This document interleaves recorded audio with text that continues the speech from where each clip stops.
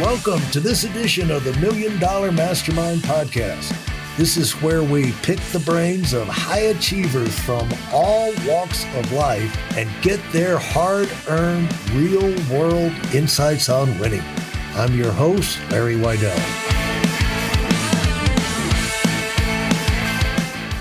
I'm kind of curious, have you found other entrepreneur marketing, because the networking events where you can go to see a lot of those people in a short period of time, business support groups of all time, like Dennis has, it's great to get it all clustered up in one spot. And so that's one convention that you go to. Any others in the United States or Europe that you find they're particularly valuable? Social media marketing was the biggest. I think at the peak, before we had the pandemic, it was probably up to 7,000 people. So at some point it becomes a little bit too much.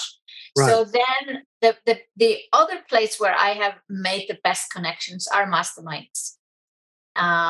So not about attending more and more conferences. There are many great conferences for online entrepreneurs or anyone who wants to be in entrepreneurship. But being in a program that you pay for, you make great connections. And typically these are 1-year programs, and the groups are anywhere from 10 to maybe 50 people. And so this is where I make deeper connections. Also I meet people that I can interview on my podcast, but also deeper connection, people you can call on to hop on a quick call and maybe, brainstorm a solution for your business. So just finding these masterminds, and there are many of those. And before you go to maybe a high-end or expensive mastermind, there are just online courses. So I attended B School with Marie Forleo in 2013. And I just heard recently that 70,000 people have gone through her online course from 2011 till date. And back in the days when I attended B School, there was a Facebook group. So if you bought the program, this was an 8-week online course, you went into a Facebook group and you met all these amazing people. And the Facebook group was, you were in the group for years. It was lifetime access. But at some point, it became too big because the group was huge. They closed the Facebook group. So the people who join her program today, they do not have this benefit any longer, I'm afraid. Yeah. And where did you find the mastermind program from going? I guess you found out from going to the social media marketing world, and you find out all of these opportunities. Actually more from, if I look back, I met so many great female entrepreneurs, mostly female entrepreneurs through, for instance, this Facebook group with Marie Forleo before she closed it down. It doesn't exist anymore. And from there, I'm Facebook friends with a lot of people.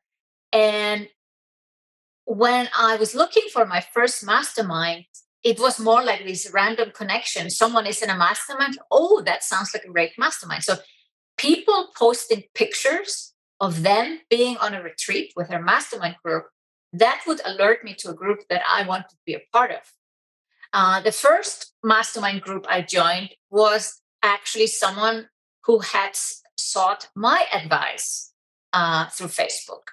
And then I realized, okay, I was coaching her and I knew that she had a mastermind, and we did a switch. This is very unusual that you have been clients of each other. And then I found another group through someone posting online about their group. And then you ask around, and there comes a point when you have a multiple 7-figure business, the air is thinner at the top. There is less masterminds for that level of business. And so, you ask around, you ask other people that are similar revenue levels, and you ask them, where are they going for masterminding? And so what do you get from, other than the contacts, what are you getting from the mastermind group? Because I think a lot of business owners are looking for things that can cause them to catapult up the charts. They're working hard. They got their education. They're doing well. They've got good reputation. but they're looking for ideas and contacts that would catapult them up the chart. And it's not everybody can put together a nice little package and get on Shark Tank and hook up with one of those people. But there's a lot of people in business wish that they had access to those kind of people, and they don't know how to get that, and they don't know what they would get in return. And so that's why I'm kind of pursuing this a little bit. And I get it, because masterminds, it depends on the quality of the people in the group, how great the group is. And also a coach will attract a certain level of people. So you got to do your due diligence and ask around and see testimonials before you join blindly a mastermind group. And I've been fortunate enough that I am happy with all the masterminds I've joined so far. I've been running my own mastermind since 2015. And now I have a mastermind where people have to be making 250,000 annually, and I help them get to 1 million. I decided to stop at the 1 million mark. I will not throw them all out, but my sweet spot is 0 to 7 figures. And so I have 3 levels, and typically people will go, and move on from the first program to the next one to the top. And the thing, what happens in a mastermind, it's no longer about coaching. The coach is no longer the center of attention. They are a facilitator. They attract people, and they need to make sure that there are the right people in the group. So sometimes, even if someone fits the revenue level, and if they're not a perfect fit for the group, you have to say no. It cannot be about just like, oh, I can sell another spot. The group has to be the right group. And the right group can do amazing things for you. Like I attract people from different countries. So they're not just from United States or Germany. I also have people from Czech Republic and Sweden. So if people are looking for an international group, great, they are in the sweet spot with me. If people are looking, let's say, like you said, for connections, I want to move my business forward. I have a local business in California. They should look for a local mastermind in California. You have to know what you're looking for, and make sure you ask around before you join a group. So that's why often the participants in the masterminds are really the advocates for other people to join or not join. How do you organize? I'm sure you can't be in. There's a limit at how many mastermind groups you can be in at once, and how much of a time commitment is that for them to get involved in these things? People are considering it. What kind of time commitment should they think about? Yeah. So there are groups that only meet online once a month. So, and that's great if you just are looking to get some basic help with your business. But if you really want to truly benefit from a mastermind group, they will have retreats. So in my high-end mastermind, I will have 4 retreats. So that's a big investment in terms of time, and people are typically not in another group. That being said, myself, I am in 2 mastermind groups, and then I'm in a 3rd program. So I'm in 3 groups. They do not all take a lot of commitment. So one group is about 4 hours every 6 weeks. Another group is 2 hours a month, and one group has retreats and the other ones don't. So all of it works out. And I'm looking for different things in different groups. But typically, you shouldn't necessarily be in too many groups. Some groups are just networking groups because they're too big. A true mastermind, I prefer my masterminds are not more than 12 people because I want the true connection. I've been in masterminds that are 25 people. I don't get really to know everyone closely when the group is big. And then there are some people that call their group a mastermind and it's 50 people. And I'm like, that's not a mastermind. That is a networking group. Right. Now, talk about how, what do you get from it? I mean, what do people get from yours? And then what do you get from these others? Because it's like, at some point, you got to feel like you kind of know the game, And so, Yeah, and also doing one keeps you fresh, And so, absolutely. in a teacher's uh, learning situation, the teacher learns. So, Yeah. uh, but now you're going on and doing, so you've got to be getting something. I'm just wanting to get specific about this because we don't, it's things that we don't get specific uh, enough about on this podcast. So Yeah. I'm using you Great. to nail it Great down. topic. I love masterminds. I've been running masterminds, as I said, for 8 years. I've run all sizes of groups. I've had them 3 months and 6 months and 9 months and 12 months. And then I've masterminds that, I charged way too little when I started out, and now I've reached a level where my top tier mastermind, it's a 50K investment. This is not for the faint of heart. You need to have that's a year. That's 50K a year. 1 year, Yeah. and it includes retreats. So, and I am the one running it, so it's my time, and I cannot charge less for it because it's my time. And that's 4 a year. That's 4 retreats a year, right? Yeah. Probably 2 or 3 days. Is that about right? Yeah, it's like it's 3 days. Yeah. It's 3 days, and they have to pay their travel and lodging and all of that. One of them is fully included and is a 6-day retreat in Iceland.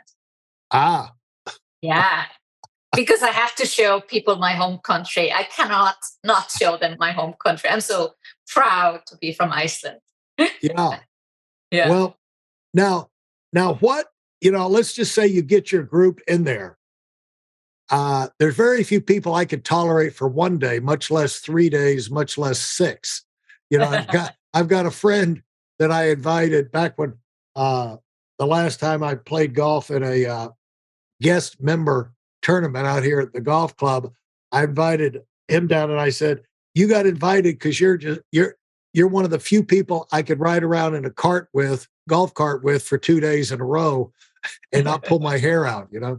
And so, It is great friendships that get created, and of course,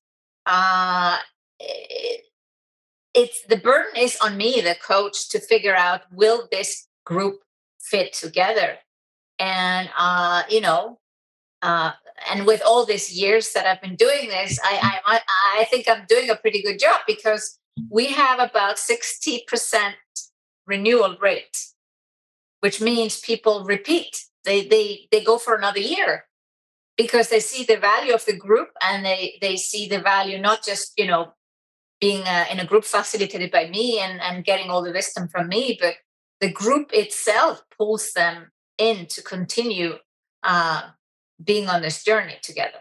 So what do you do? I mean, here's what I'm just really confused by this, because entrepreneurs are loners, they're singular, they're, quirky, Yeah. and they got their own way of doing things, and they're weird. And so one thing is they've got a short attention span. In fact, my cousin, who's one of the smartest people who ever lived, said that, an entrepreneur is always a little bit manic depressive, and usually a lot manic depressive, super excited, super depressed, and short attention span. And that allows you to kind of get to the point in a hurry, like this is going to work or not. Well, we got to change this, and, easy to focus. And so when you get entrepreneurs in a group, it seems like they would be, to me, it just seems like I'd be going out of my mind. Like, to me, hell is the idea of going on a cruise. That's to me, an idea of hell is I'm on that boat, and what am I going to do? You know what I'm saying? I've got to, get all kind of activities. Yeah, but I'm stuck on the boat. And so I'd have to have a helicopter. Yeah. And so I know I'm not the only one. So you got a little bit of that going on. And, if you're a school teacher, hey, let's go to a retreat for 6 days, it's better than working. And back when I was running training centers for years, the people who were there the earliest and enjoyed the meetings the most were the people who never worked. What I'm saying? Because they felt like, hey, I'm at the meeting in the office and this is working. It's like, no, this is not working. Yeah. Working is when you leave. Working is when you're prospecting in front of where you're doing something that could result in income, make a sale, move forward. And so how do you get gung-ho people like that and keep them entertained or interested to where, because, I've been to I've done a million retreats where after the first hour, you've got 100, 200 people in the room. Like after the first hour, everybody's buzzing and they can't wait to get home and go on the attack. They've heard ideas, but now they want to go. But I just can't get it in my mind where, you would go for, and first, the other thing is I can't sit, for me to sit in a room and listen to somebody else talk is just, torture. Well, you're probably not the ideal client for I don't retreats. think. No. But I know so many. I know I work with $1 million earners, and people on the way to the million, and it's just the people like that. It just seems most of them are stir crazy, basically. They're on the attack. They've got ideas. As soon as they hear, the kind of person. Sigrun, where you tell, like you've done this, you have people that you could tell them 1,000 times what to do and they'll do it one time. You can tell them 1,000 ways how to do something and they'll do it one time. And then there's the other person, you tell them one time how to do something one way and they go do it 1,000 times. Those are the people. That's exactly the people that go into a high-end mastermind. Right. Explain to me the dynamics. True action takers. But the thing is, they are busy in their business. Right. And so the retreat takes them out of their business. They can kind of look a little bit like the big picture versus the details. And they are so excited to learn from each other what is really working and actually work like on their business. So I have them do some exercises. Often it's like visioning and, learning how to lead a team and, scale up their business, scaling strategies, lead generation activities, creating new programs. And then because they know I am in masterminds too, I come often with like fresh insights, like, hey, I've just learned about this and that. Maybe it's a new tool or whatever. But the core thing that we really do at all retreats are hot seats. Each person has their hot seat and they come into the retreat like, I need an answer to this question. I really have been struggling with this in my business and I just need an answer to this. Now, they could just contact me and we could have a coaching call, but they want to get the brainstorming. They want ideas from everyone. And I just came back from a retreat in Australia. I flew all the way from Zurich, Switzerland, over Bangkok to Sydney, Australia. And I went to retreat and I had a question in my mind on my way, like, yes, this is what I want solved. And could I have it solved some other way? Possibly. But I went in with this question and boom, the answer was there. And I flew back and said, yes, this was worth my time. Thanks for listening to the $1 Million Mastermind. If you felt there were any valuable takeaways from this episode, please take a minute and leave us a 5-star review. Your feedback is important and really helps us get the word out to a wider audience. Remember, we have a valuable webinar that is absolutely free. Register for it right now at weidelonwinning.com. Thanks for listening.